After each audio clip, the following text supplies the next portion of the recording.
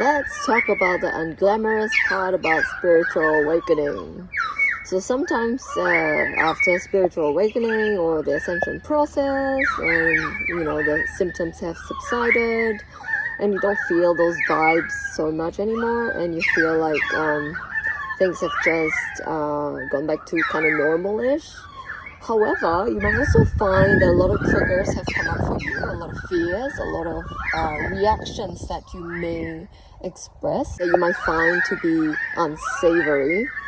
And this is the unglamorous part about spiritual awakening that is not usually talked about. And it is that when you increase an awareness for all the good parts, on the polarity of good and bad, negative and positive, there is also an increase in awareness of the bad parts.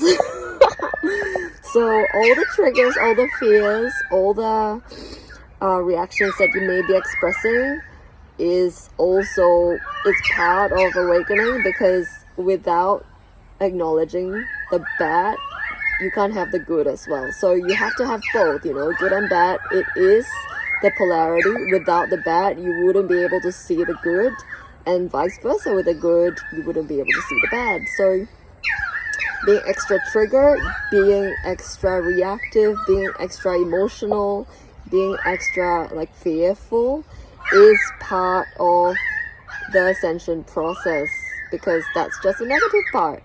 And therein lies your work. Therein lies your opportunity to slow down even more. I have been doing it. I have been finding that for myself, and I have to slow down in order to choose my response instead of defaulting to my reactions, which is invariably not so savory. It's just not something that I would choose if I could choose to respond instead of react. And there we go. That's the good and bad about spiritual awakening. And have a lovely day.